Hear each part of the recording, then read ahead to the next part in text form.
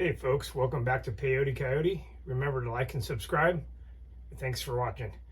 Today I'm going to talk about how I installed a ambidextrous or ambi magazine release on the Ruger American. I used this Strike Industries ambi mag release. The Ruger Americans are chambered in 5.56, some of them. They use these standard AR mags, which is kind of nice. I like them a lot. At some point I realized that the magazine release is also just a standard AR release. And so I use these Strike Industries releases. It's standard on this side. You can see that. And then on the other side, it's got an ambi release. So no matter which side you're holding the gun on, you can release your mag.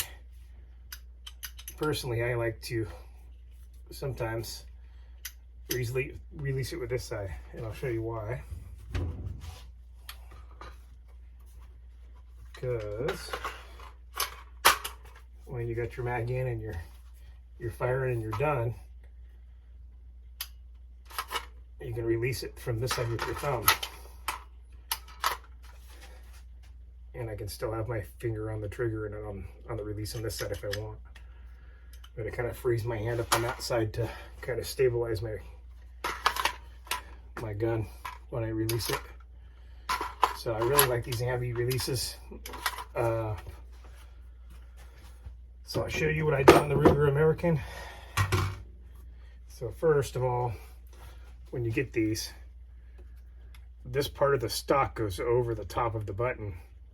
So you're only seeing about that much of the button, normally about a third. So I clearanced this out and tapered it, sanded it down with some 600, and I used this to do it.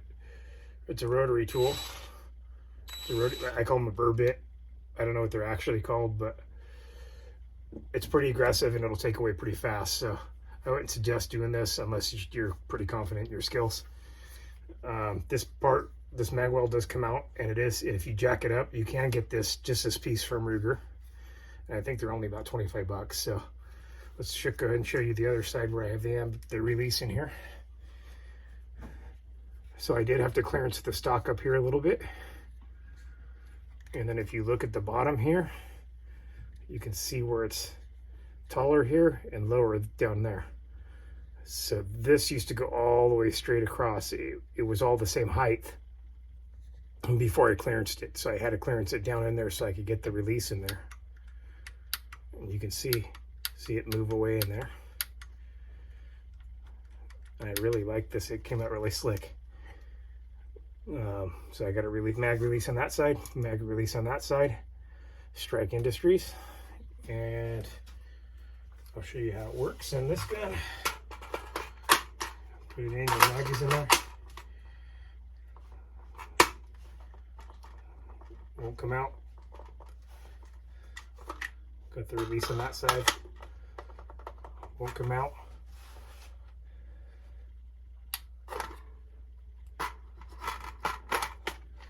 So I can easily get that with my thumb and remove it. So it turned out to be a pretty slick little setup for this thing.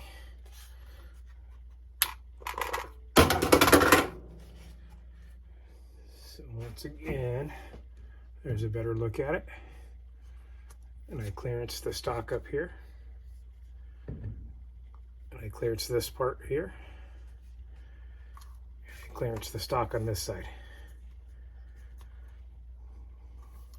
So you can see the bottom there. Pretty nifty. You have to take this part out to do it.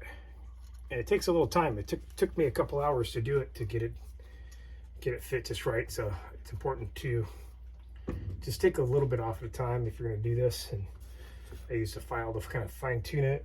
I used 600 sandpaper, and I use just a plain old knife to because the plastic will kind of smear off a little bit when you're using the grinder bit, and you take that and cut it off. But at any rate, it turned out really great.